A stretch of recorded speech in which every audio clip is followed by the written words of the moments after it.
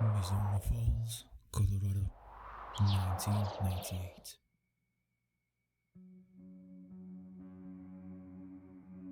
The town of Mizzurna Falls lies in the snowy mountains of Colorado, a small place, cold winds, silent streets, and the sense that something is not right. People live their daily lives, yet whispers pass between them. Smiles hide secrets. The air feels heavy with mystery. Human Entertainment, the studio behind Clock Tower, created this strange experiment. They were known for trying bold ideas, and this game was their boldest. Instead of giving players simple levels to finish, they gave them a living town, a place where every person had a life, a schedule, and secrets. It was not just a game, it was almost like stepping into another world. What makes this even more strange is how early it came. Games with open worlds and living towns would later appear in famous titles like Shenmue and Deadly Premonition. But in 1998, before most developers even thought of it, Mizzurna Falls was already testing these ideas. Of course, it was not perfect, the game was rushed, it had bugs, stiff controls, and a world that sometimes felt broken. A snowy covered mystery hidden on a desk, half forgotten yet never gone. The story begins on Christmas Eve. In the quiet woods of Mizzurna Falls, a girl is found covered in blood. Her name is Emma Rowland. She survives but lies weak in the hospital. Her best friend, Kathy Flannery, disappears the same night. No one knows where she is or if she is alive.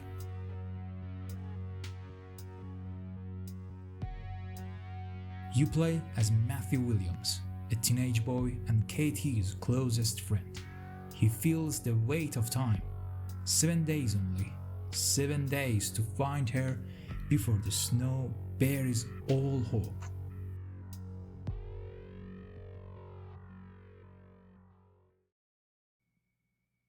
This is where Mizzurna Falls becomes different. The town is alive, people move, talk, and live on their own. Even when you are not watching, Sheriff Powell patrols, Father Roland prays, Dr. Flannery works in his clinic, the motel holds secrets, the church whispers its sins. The game has a real-time clock. Hours pass, days turn, and the town changes with them. If you miss a meeting, the clue is gone. If you come too late, the truth slips away. It creates a tension that few games of that time could match.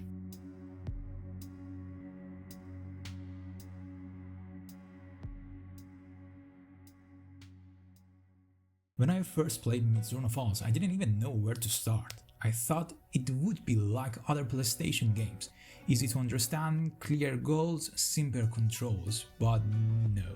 This one felt different from the very first minute. I kept crashing into trees and walls, and it took me forever just to get from one side of town to the other. But after a while, I started to enjoy. The awkward controls almost became part of the game's charm. What really surprised me was how alive the town felt. I decided to follow one character just to see what they did during the day. I realized this wasn't just background, it was part of the story. If I missed them, I missed important information that blew my mind for PlayStation 1 game. Another day, I decided to follow a girl who was going on a date.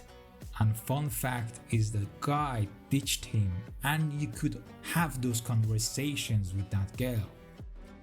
Sometimes I felt frustrated. I would spend the whole day chasing something that led nowhere, or I would miss a clue because I arrived too late.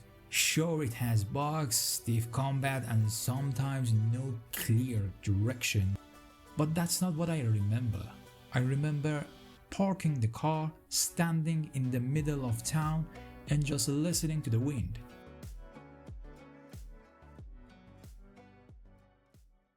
The game takes a lot of ideas from the TV show Twin Peaks, Strange Town, Missing Girl, Weird People, all very similar. The second one is one of the first open worlds on PlayStation 1 before GTA 3. This game had a small open town you could explore with real-time days and nights. The third one is time. If you waste time, events still happen. Characters go on with their lives even if you're not here. Depending on what you do, you can see different endings. Not many PlayStation 1 games did that back then. And the interesting part is that the game only came out in Japan in 1998. It never got an official English release, that is why it is a hidden gem. The story begins with Emma Rowland. Attacked in forest, she survives, but her fear hides details. Her best friend Kathy Flannery disappears. Matthew Williams searches for her, racing against 7 days of snow. The town reveals its mask slowly. Sheriff Powell seems to guard the peace, but his silence protects corruption. Father Rowland, Emma's father, speaks of faith, yet knows more about the darkness in town than he admits. Dr. Flannery, Kathy's father, is respected, but his research and greed cast shadows over his home. Matthew visits the diner where waitress Helen shares rumors. At the motel, shady figures meet in secret. At the gas station, workers whisper of strange movements in the forest. Each place adds a piece to the puzzle. Katie's disappearance ties to her father's crimes, his medical work, his hidden deals, and his broken family relationships pulled her into danger. The Rowlands, the Flannerys, and other townsfolk all stand connected by lies. As the days pass, Matthew uncovers betrayal. Friends deceive, lovers hide, and allies turn away. Emma struggles with guilt, holding secrets about the night in the woods. The sheriff bends the law for power. Father Rowland struggles between saving his daughter and protecting his faith. The final days bring Matthew face to face with Katie's fate. Depending on your choice, she may be saved or lost forever. But that's the power of Mizzurna Falls. It is not only a story about one girl, it's a story about how a small town hides darkness under smiles, how greed, faith, and silence can destroy lives, and how truth is never simple. It is always buried, waiting for someone brave enough to dig through the snow.